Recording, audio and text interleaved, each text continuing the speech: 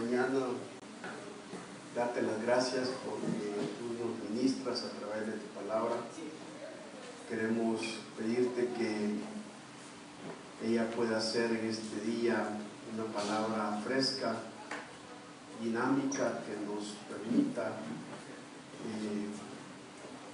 expresar a nuestro corazón la verdad, la integridad de ella.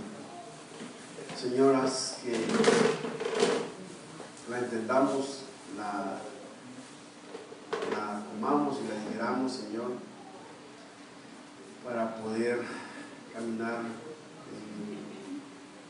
en la senda y el camino de esta vida, Señor, acompañados por tu palabra, por tu presencia. Señor, gracias por el tiempo que nos das todavía de libertad para poder expresar tu voluntad libremente sin ningún impedimento. Bendito seas en el nombre de Jesús. Amén. Hermanos, antes de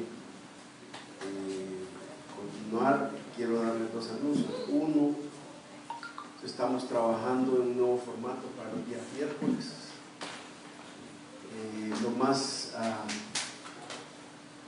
relevante va a ser que el miércoles vamos a transmitir en un programa por Facebook o por YouTube, y los hermanos que quieran conectarse el miércoles para oír el programa y estar ahí será parte de la experiencia de la edificación de la iglesia en el día de semana. Así es que vamos a trabajar en ese nuevo formato para que podamos ver cómo nos va, y si así ustedes todavía pueden parar el miércoles, aunque sea una hora, para escuchar en su propia casa sin querer desplazarse, y tal vez así pueden ser motivados a todavía tener un tiempo espiritual entre semana. La segunda cosa es que durante los 3 siguientes domingos de octubre estaré ausente. Estaré viajando a la ciudad de Guatemala a dar algunos mensajes que me han invitado desde hace varios meses. El hermano Guillermo va a estar, el que va a ser encargado de las predicaciones y de toda la obra que queda aquí. Trátenlo bien, denle de comer antes de las 12, no, después de las 12 sí deben de comer bastante, hasta las 8 de la noche. Así que, hermanos, voy a suplicar sus oraciones para estos viajes, porque tengo que viajar sábado y regresar domingo en la tarde. Entonces voy a estar necesitando mucho de sus oraciones. Muy bien, el domingo pasado estuvimos sintonizados en el pasaje de Lucas capítulo 3. Quisiera que volviéramos al pasaje de Lucas 3.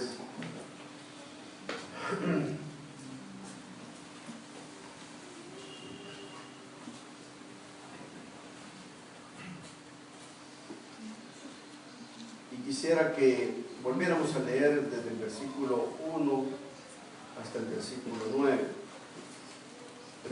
Lucas 3, versículo 1, versículo 9. En el año 15 del imperio de Tiberio César, siendo gobernador de Judea Poncio Pilato, y Herodes tetrarca de Galilea, y su hermano Felipe, tetrarca de Iturea, y de la provincia de Traconite, y Lisanias, tetrarca de Abilinia, y siendo el sumos sacerdotes Anás y Caifás, vino palabra de Dios a Juan, hijo de Zacarías, en el desierto.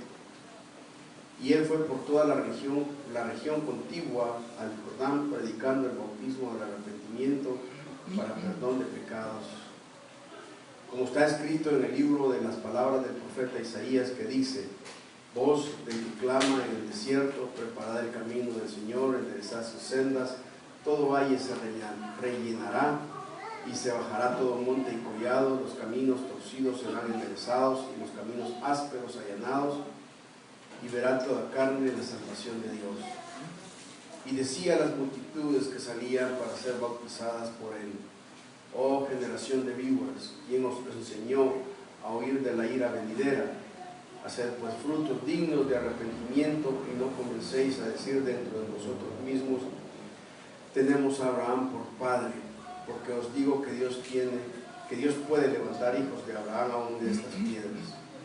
Y ya también el hacha está puesta a la raíz de los árboles, por tanto, todo árbol que no da buen fruto se corta y se echa en el fuego. Cuando trabajaba en la Universidad Evangélica, teníamos la misión de que debíamos formar grupos de discipulado y de evangelismo dentro del campus de la universidad.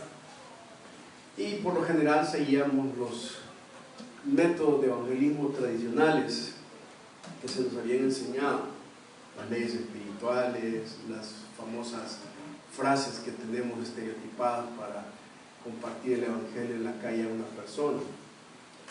Y una vez estaba en un lugar y estábamos hablando con un estudiante de medicina, y por alguna razón yo le dije: mira, pero Cristo es la respuesta. Y el estudiante de medicina me volvió a ver y me dijo: ¿y cuál es la pregunta? Porque ustedes asumen que están dando una respuesta a una pregunta que yo me estoy haciendo. Yo no tengo ninguna pregunta. Y ese día me puse a pensar que a lo mejor nosotros los evangélicos estamos respondiendo a preguntas que la gente nos está haciendo. Y es más, no estamos respondiendo a las preguntas que la gente está haciendo. Y uno se da cuenta en el Evangelio que muchas veces una de las áreas tan desgastadas con respecto a la vida ahora cristiana es la espiritualidad. Porque la espiritualidad, por un lado, es una frase desgastada. Todo el mundo lo utiliza, hasta los inconversos. Hay una espiritualidad sin religión, una espiritualidad sin el rito. También es una palabra, la espiritualidad no solamente es una palabra desgastada, sino que es una palabra deformada. No entendemos realmente de dónde parte la verdadera espiritualidad. Pareciera ser que a nosotros se nos enseñaron ciertas cosas que creyeron que era la espiritualidad, pero al fin y al cabo era religiosidad. Porque la expresión de la espiritualidad es la religiosidad. Y oigan esto, puede haber una espiritualidad sin religiosidad. Y puede haber una religiosidad sin espiritualidad. La espiritualidad no solamente está desgastada y deformada, sino que está fragmentada también. Porque las personas piensan que la espiritualidad es solo para ciertos ámbitos y ciertos lugares y ciertas partes de la vida, y no tanto para toda una vida completa e integral. Por lo tanto, se fragmenta. Es un lugar de ubicación. Yo donde estoy, dependiendo de donde esté, ahí sí me voy a comportar. Si es un lugar espiritual, tengo que comportarme espiritualmente hablando. Si es un lugar secular, aquí no alcanza la escritura. Estoy reflexionando sobre los siguientes versículos, del 10 al 20, y en este 10 al 20 uno se da cuenta de que la sociedad del mundo está en búsqueda de la espiritualidad. En esos versículos aparecen 4 veces, le preguntaron: ¿qué haremos? ¿Qué haremos? ¿Qué haremos? ¿Qué haremos a Juan? Es que la gente realmente tiene una necesidad espiritual. El problema es que nosotros los cristianos que tenemos respuesta a esa espiritualidad no la estamos dando. Estamos dando una serie de cosas que no son lo que Dios realmente quiere que hagamos. Ahora, entonces, el texto que hemos estado viendo el domingo pasado hablé sobre 3 cosas básicas que hablan sobre el cambio de vida.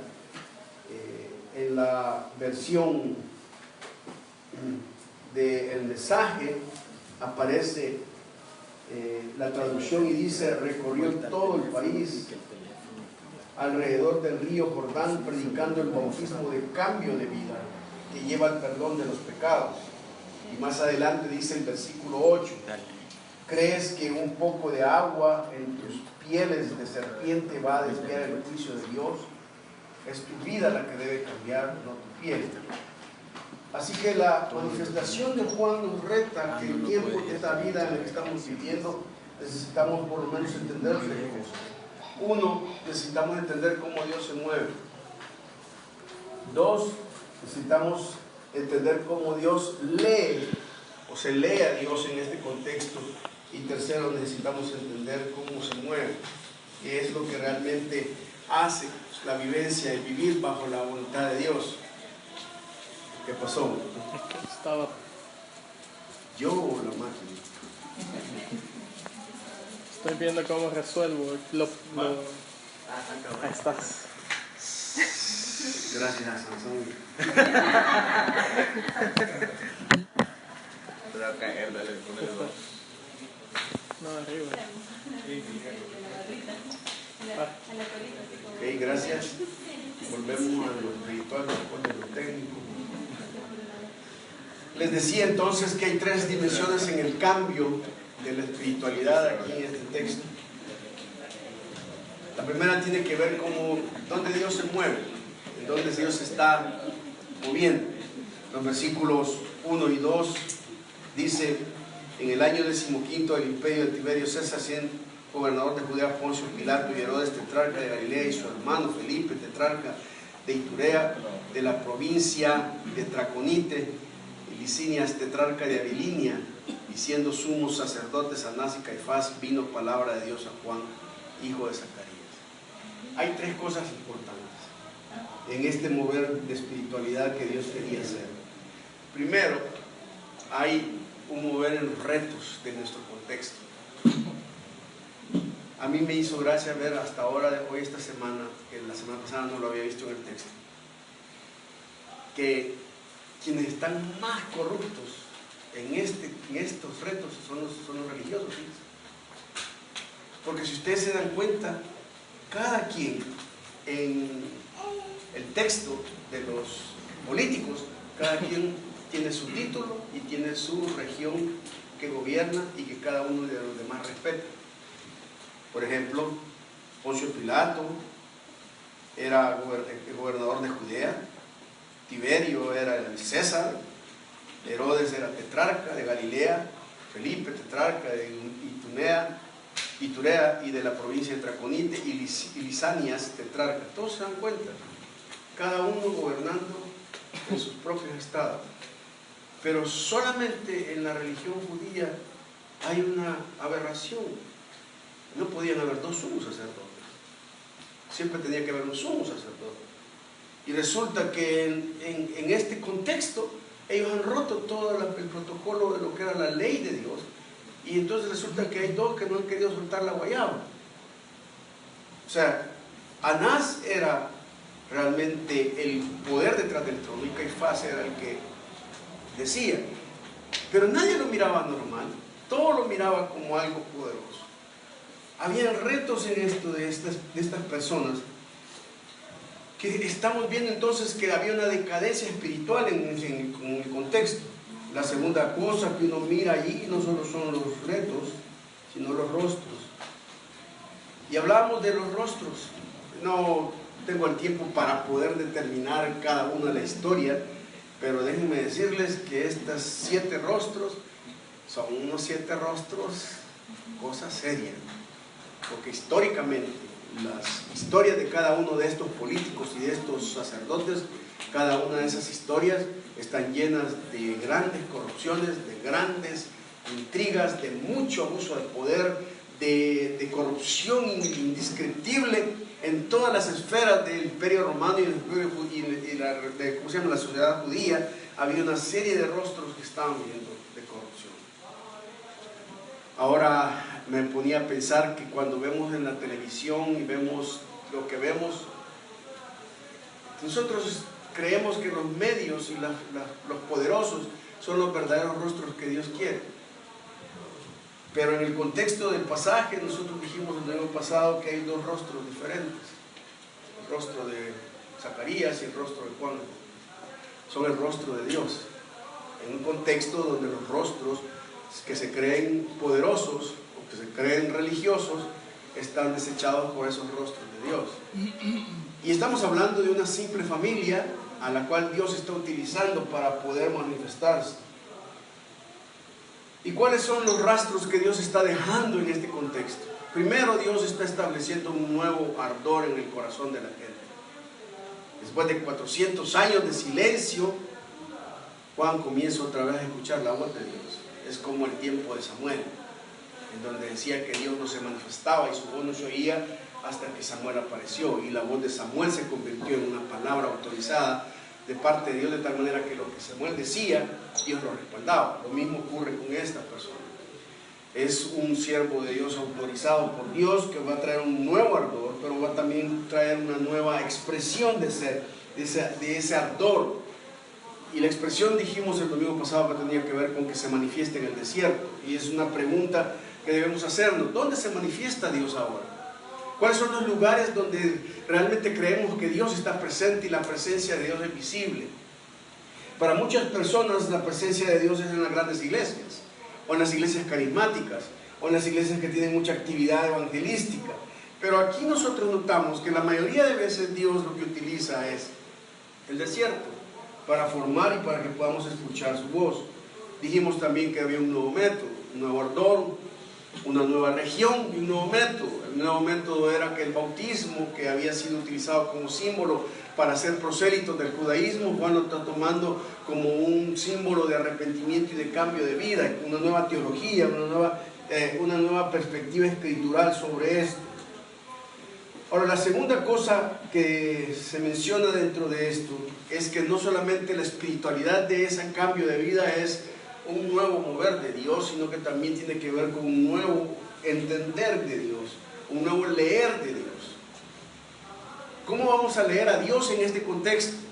Bueno, en primer lugar, el pasaje dice que, el versículo 4 dice, como está escrito en el libro de las palabras del profeta Isaías, que dice: voz del que clama en el desierto y preparad el camino del Señor, enderezad sus sendas, todo valle se rellenará y se bajará, todo monte y collado, y los caminos torcidos serán enderezados, y los caminos ásperos allanados, y verá toda la carne de la salvación de Dios.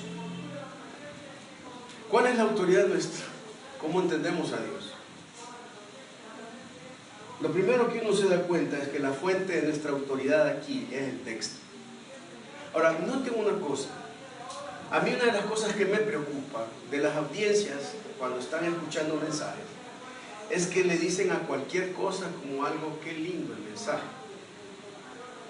Lo que viene a decir es que la audiencia no tiene la capacidad de evaluar cuál es un mensaje bueno y cuál es un mensaje malo. La mayoría de personas creen que un mensaje bíblico es tirar una metralleta y una textorragia. Es decir, la idea es, te voy a recitar 50 versículos de lo que te estoy diciendo, y al tener tantos versículos la gente dice, qué bárbaro, qué expresión más bíblica, qué enseñanza más bíblica. Otras personas lo que hacen es utilizar los textos como plataforma para sus conferencias y para sus ideas. Dicen, este es el pasaje, lo leen y de ese pasaje se van para otro lado. Y eso es como si un portero de fútbol le dijera a los jugadores, les voy a tirar la pelota para allá, y todos se van para allá y se las tiran para el otro lado. Y terminan hablando de sus experiencias, de sus charlas positivas, de sus ideas positivas y todo lo demás. Y algunos pueden hasta decir, qué tremendo mensaje, qué bonito, porque está llena de anécdotas y llena de muchas cosas y de muchas situaciones que me llaman la atención, que son bonitas. Hermanos, las charlas motivacionales, saturadas y pintadas con una serie de versículos bíblicos, no es la exposición de la palabra.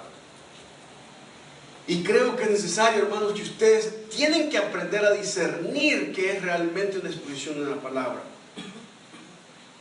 Hay tres cosas en la autoridad de Juan para explicar. Primero, él dice, escrito está. La fuente de su palabra es la fuente de su autoridad es la escritura.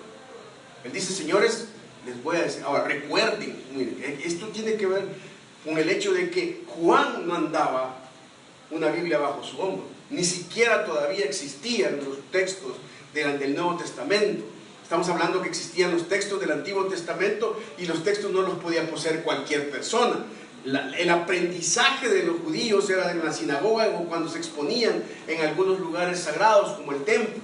Juan tiene en su mente el texto, pero él está diciendo, señores, escrito está, diciendo, ok, si ustedes quieren saber la base y la autoridad de mi propuesta, tiene que ver con el hecho de que está escrito. No puede ser otra cosa más que lo que está escrito y lo que tiene que estar ahí dentro del contexto. Ahora, La segunda cosa es que no solamente dice escrito está, sino que después dice escrito está el libro de las palabras del profeta Isaías que dice. La palabra decir ahí tiene que ver con la fidelidad a lo que está escrito. Cuando uno mira lo que narra Juan el Bautista y cuando uno mira lo que dice, Juan no se pierde para ningún lado en todo el texto. La gente, si iba a Isaías, encontraba que lo que estaba escrito aquí es lo que Juan está citando. Entonces Juan tiene una actitud de interpretación completa y literal de la escritura. Él está diciendo, aquí está el texto escrito, pero se los voy a poner en palabras para que lo entiendan. Y tercero, hay una cosa interesante: si ustedes leen la profecía de Isaías, se van a dar cuenta que Juan, a la hora de la exposición, hace unos cambios, porque la manera en que corrige el texto o lo maneja el texto es que lo pone de una forma para que la gente de su contexto lo entienda. Entonces, si ustedes de veras van a escuchar a un predicador y van a evaluar si esa persona realmente está predicando la palabra, en primer lugar tienen que entender que él no tiene que salirse en un momento de la escritura. Miren, hermanos, tienen que enseñárselo aquí. Por muy bonita que sea la experiencia que les estén dando, por muy bonitas las palabras que les estén dando, si la palabra de Dios no es la base de autoridad, esa palabra no sirve para la transformación y el cambio de vida. Segundo, tienen que entender que la persona no solamente debe citar el texto, sino que lo debe exponer el texto. Es centralizarse en el pasaje, hablar de los detalles. Y no solamente lo debe exponer, sino lo que tiene que hacerlo relevante, aplicar ese texto para la realidad en la que nosotros vivimos, encarnarlo, para que haya una transformación. Pero hay gente que se para y dice, sé santos porque yo soy santo. Y uno dice, sí, eso ya lo sé, a mí no, porque me interesa ver santo como yo soy santo yo con la computadora para ver pornografía o no. ¿Por qué es que venimos y somos tan limitados en el texto? Porque simple y sencillamente el meterse a estudiar el texto incluye trabajo arduo, no es solamente una cosa superficial. Y uno, mire, mientras más habla una persona, mientras más se extiende, menos se ha preparado. Ahora, es bien importante entender entonces que entender a Dios tiene que ver con lo que está escrito, y nuestra autoridad es la palabra de Dios. Ese es lo único que tenemos que ver. Ahora, nosotros podemos decir que podemos ser bíblicos, pero muchas veces no somos tan bíblicos. Hay muchas cosas de las que hacemos los evangélicos que no están en la Biblia. Y no solamente no están en la Biblia, sino que los que no están en la Biblia son los que más defendemos a capa y espada.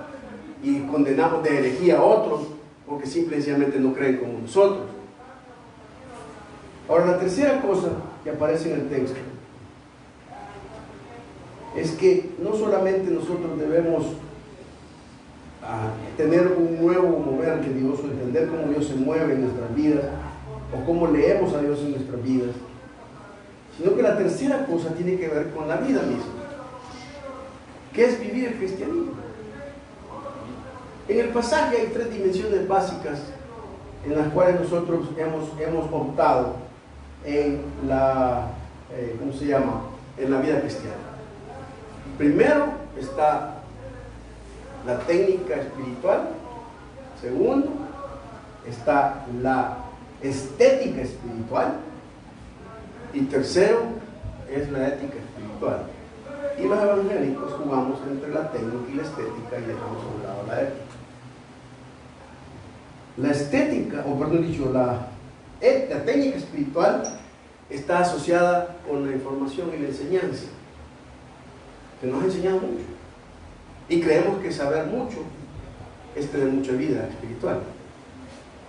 Por otro lado, no solamente se nos ha enseñado a tener mucha información, sino que también se nos ha enseñado a tener mucha estética espiritual, a la formación espiritual. La formación significa la forma externa. ¿Por qué? Porque nuestros cultos y nuestras iglesias están diseñadas para la representación, para desplegar una estética espiritual donde no se nos mire religioso y se nos mire espirituales. Pero cuando vamos a la ética, entonces tenemos un serio problema. Bueno, me voy a arriesgar, pero lo voy a decir. Esta semana hubo un alumno que mintió e hizo varias mentiras. ¿Sí? Fue cachado de esas mentiras y se le iba a sancionar.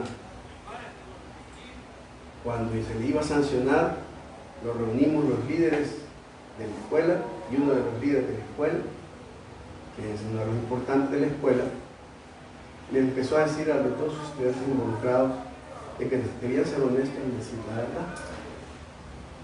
Obvio, estos líderes no tienen una relación personal con Cristo.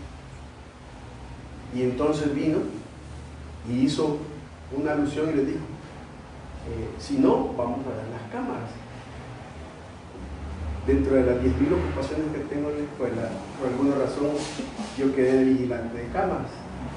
Entonces me dijo, ¿verdad que las cámaras se miran? Y yo le dije, las cámaras no funcionan. Entonces ella se quedó y llamó a una persona para ver si funcionaban las cámaras y dijeron que no. Pero ella dijo, esta persona dijo, pero yo tengo una cámara que sí, ya sé, la voy a ver, pero antes de que la vea tienen que decirle la verdad. Y no era cierto. Ella no tenía ninguna cámara. Entonces la pregunta que me hago yo, ¿cómo puedo yo pedirle a alguien que me diga la verdad si yo estoy utilizando lo mismo que estoy trabajando? Y nosotros hacemos lo mismo, como evangélicos. Hacemos lo mismo. Decimos las cosas y usamos la mentira tan fácilmente para incluso condenar la mentira de otros. ¿Por qué? Porque se nos ha enseñado a tener una representación espiritual. Si hay una cosa que me he dado cuenta yo es que hay ciertos pecados respetables entre nosotros los evangélicos que simple y sencillamente lo usamos como cualquier tipo de cosa. Por ejemplo, la mentira la tenemos tan al pie de la boca, tan fácilmente, y eso no sería problema que lo tuviéramos al pie de la boca y que dijéramos, sí, la regué, sino que el creer que el mentir no tiene nada que ver con que Dios se ofende, por ejemplo. Y lo hacemos desde de las perspectivas más sutiles hasta las más desastrosas, porque se nos enseñó a una formación estética de la espiritualidad. Observa qué es lo que le dice Juan. El versículo 7, y decía a las multitudes que salían para ser bautizadas por él: oh generación de víboras, ¿quién os enseñó a huir de la ira venidera? La pregunta que hace Juan es: ¿quién les enseñó eso? ¿De dónde sacaron esa información de que creen ustedes que con su actitud de venir aquí se van a escapar del juicio de Dios? O sea, ¿quién les enseñó eso? Dice. ¿De dónde? Él está cuestionando. La palabra que utiliza Juan aquí es una palabra interesante, porque es una palabra que significa que la enseñanza que él está reclamando es enseñanza nacional, popular, es un paradigma, es el estilo de enseñanza de toda la generación que habían dado. Les habían enseñado a que Dios simple y sencillamente no iba a castigarlo, y que ellos con ciertos actos religiosos podían obviar el juicio de Dios. Y Juan dice: ¿quién les enseñó de esa forma? No, que realmente habría que preguntarnos: ¿quién enseñó esto? O sea, ¿por qué es que yo realmente no progreso en mi espiritualidad? ¿Quién me enseña? ¿Qué es lo que me han enseñado realmente? ¿Quién los enseñó? Hay prácticas que tenemos nosotros que vienen de patrones culturales evangélicos, que son simplemente cosas que nos ponen para poder hacer las cosas que el medio evangélico dice. Si hay un lugar donde uno se da cuenta lo que estamos enseñando es cuando son las reuniones de pastores, porque al final tenemos serios problemas. Hace ya varios años me invitaron a un retiro del colegio, un colegio evangélico, y íbamos a subirnos en los buses para llegar a un lugar donde iba a ser el retiro, allá por Donacatepeque, y yo era el conferencista invitado. los bachilleres que se iban a graduar habían puesto de lema 10 veces más sabios, usando Daniel capítulo 1, donde dijeron que los jóvenes de Babilonia, los jóvenes judíos, eran 10 veces más sabios. Entonces, para que no hubiese problema, pusieron a las mujeres en un bus y a los hombres en otro bus. Y en el bus de los hombres yo me fui en la parte de atrás. Cuando llegué, no había dónde sentarme y ninguno de los 10 veces más sabios me dijo, siéntese. Entonces me tuve que ir para atrás parado. En el bus empezaron todos a patanear, a decir vulgaridades, a decir un montón de cosas. Y se subió una de las profesoras de Biblia y dijo, en el momento en que estaban fregando así, el motorista no era cristiano, entonces puso de esa música suave de Se me acabó la gasolina en los altoparlantes y todos empezaron a bailar, se me acabó la gasolina y todo lo que es la música de reggaetón, y empezaron a gritar y a bailar, subirse en los asientos, ¿cierto? Sube la profesora de Biblia y dice, bueno, vamos a ir y le vamos a pedir al pastor que está ahí atrás si puede orar para que Dios nos lleve con bien en el bus para el lugar de retiro. Y yo me quedo, ¿y cómo oro, pues? Oro, Señor, que se maten todos estos desgraciados porque no nos sirven y solo yo sobreviva, por favor. ¿Cómo era? Oyendo de fondo se te acabó la gasolina. Y todos agacharon la cabeza y empezaron. Y algunos todavía cantando y yo orando. Y cuando terminan todos dicen amén. Y empieza el bus y en el bus iban lo peor que ustedes pueden escuchar. Le gritaban a las chavas que iban en el bus, le gritaban obscenidades, le decían un montón de cosas. Pero ustedes verán lo que es un desenfreno. Y yo atrás sentado y yo decía, estos chicos están. Llegamos al lugar, ubicaron el lugar como un culto de templo, con sillas así, el púlpito adelante y todo. Yo me senté en la parte de adelante. Y cuando estamos todos sentados, aparece otra de las profesoras de educación cristiana y dice, ok, vamos a empezar nuestro tiempo devocional y le vamos a pedir a los chicos del grupo de alabanza que por favor pasen a cantar. Y pasan, y empiezo a ver lo que va a pasar. Eran los que más cantaban Se me acabó la gasolina, los que más decían malas palabras, los más plebes, y se paran enfrente del grupo de muchachos.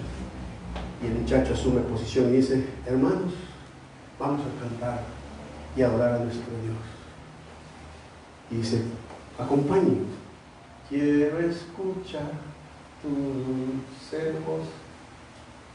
Y yo sentado me le quedo viendo. Me daban ganas de darle la Biblia en la cabeza. Pero me puse a pensar, ¿cuándo pedí esto? ¿De dónde han aprendido esto? O sea, ¿dónde aprendieron esta payasada? O sea, ¿cómo acaban de estar en un contexto donde han dado desenfreno a toda su carnalidad y resulta que ahora al frente, a la hora del devocional, empiezan a cantar, quiero escuchar tu linda voz?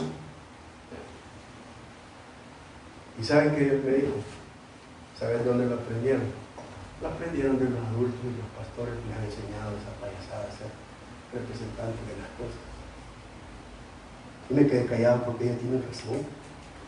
No es justificable que cada quien haga lo que no lo justifico. Pero al final, ¿quién nos enseñó eso?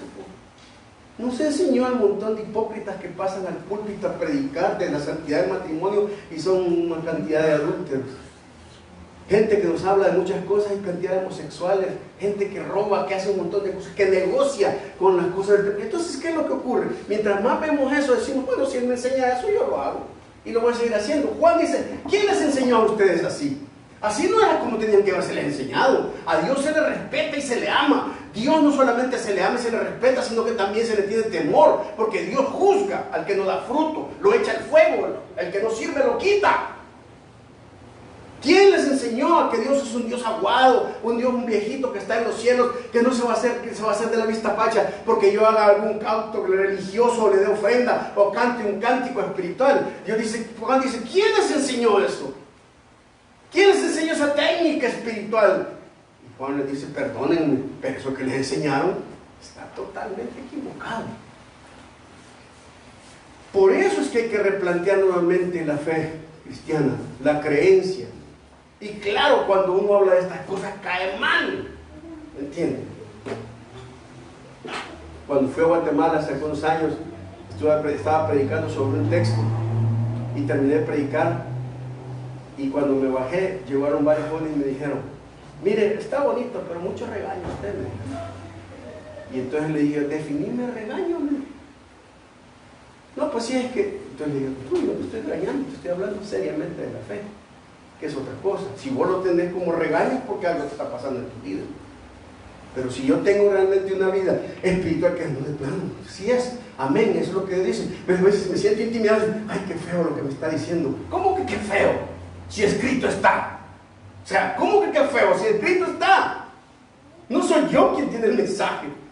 No soy yo el que debo decir que la homosexualidad está incorrecta. Si quieren meterlo en juicio, metan en juicio a la palabra de Dios. A mí no. ¿Por qué? Porque yo solo digo lo que escrito está. Y seguiré diciéndolo hasta el final. Hermanos, de veras, yo quiero que replanteen lo que les han enseñado. De veras se lo digo. Nosotros aquí en la iglesia tratamos de esforzarnos por ser fieles al texto, por no hablar de mitos, ni de astralidades, ni de fantasías, sino de ser reales. Nosotros no somos dados a la información. Si no hay transformación de vida, esa información está mala. Ahora, la segunda cosa que Juan cuestiona aquí tiene que ver con la teatralidad, con la estética de la fe. Como les he dicho, todos nosotros en el templo nos vemos bien bonitos. Somos los más, incluso algunos dejamos de decir las malas palabrotas allá afuera, los chistes, porque ahí estamos en la iglesia tranquilos. Ya para cuando salgan, otra cosa. Dios se me acaba en el momento que agarro el volante de mi carro, o cuando estoy en aspectos seculares. Pero aquí hay que presentarnos como que somos espirituales.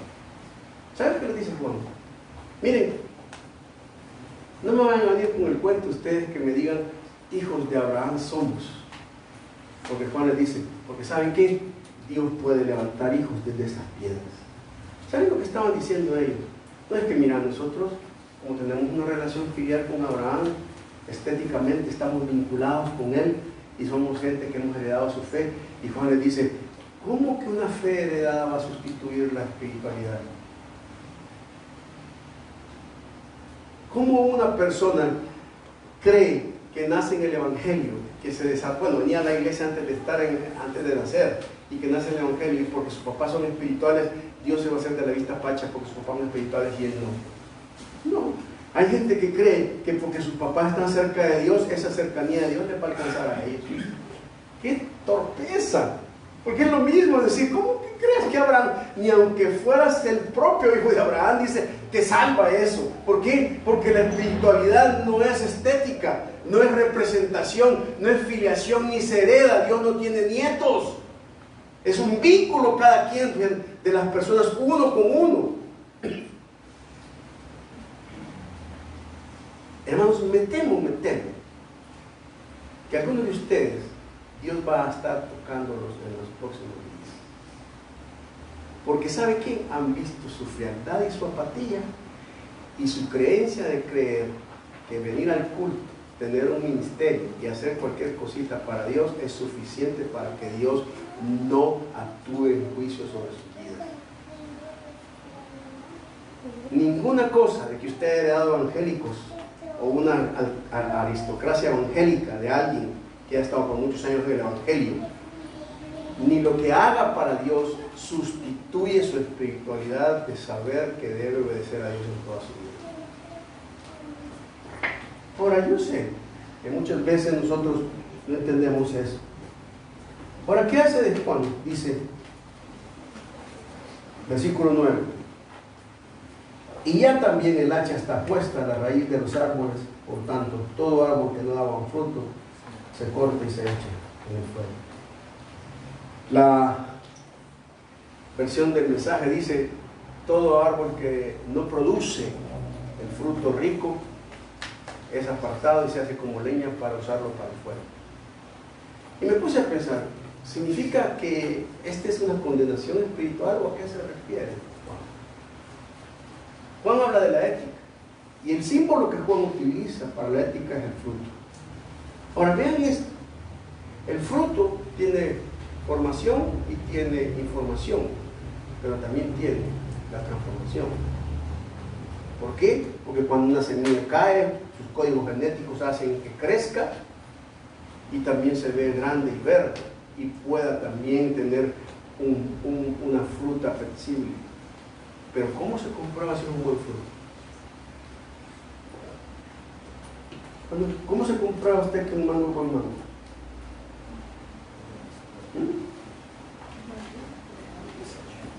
¿Cómo se comprueba, hermano, que un mango es buen mango? ¿Ah? Comiéndoselo. Hasta allí prueba si es buen fruto o no.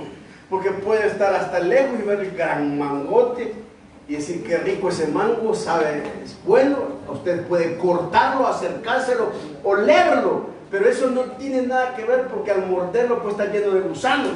Entonces lo que está diciendo Juan es que la ética espiritual, la espiritualidad ética es qué tan asimilable y produce fruto usted en su vida para el beneficio de otras personas. ¿Qué tanto cuando las personas realmente lo prueban a usted y tienen ese acercamiento para probar su condición y su genética, realmente sabe a Jesús? O sabe cualquier otra cosa. Lo que viene a demostrar que la espiritualidad del cambio de vida tiene que ver con el hecho de que nosotros somos espirituales cada vez más que nos enfrentamos en la verdad y nos parecemos a Jesús. Ahora, yo les animo, hermanos, a que este pasaje sea, miren, a mí me preocupa. Primero me preocupa mi propia vida. Cada vez que me expongo el texto yo hago una evaluación de mi propia vida. Pero me preocupa que veo a algunos de ustedes muy cómodos, muy apáticos, muy como así, domingo tras domingo. Y me preocupa, no porque yo tenga preocupación que va a afectarme a mí, me preocupa porque la Biblia dice, todo árbol que no da buen fruto es cortado, y note, no está diciendo que el fruto es cortado, sino que es el árbol el que es cortado. Es cortada toda su representación y ya no puede ser usada más que para pueblo. Ahora, es obvio que puede haber muchas personas que tengan una representación tal en sus vidas que no sean cristianas de verdad. Y ese es el peligro. Porque el hecho de que usted haya hecho una oración o haya nacido en el Evangelio, eso no es garantía de que usted es hijo de Dios. Sino es cuál es su cambio de vida. ¿Cómo ha hecho ese cambio de vida en su vida? ¿Qué es lo que realmente tenemos?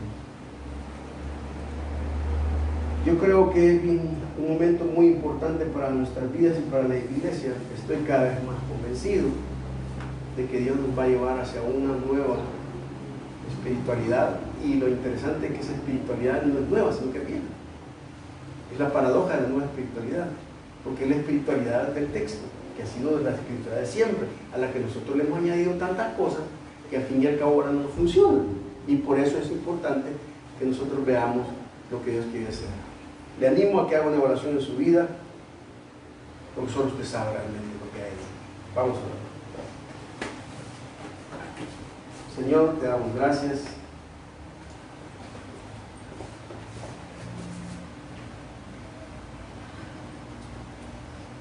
Y Padre, tú nos conoces.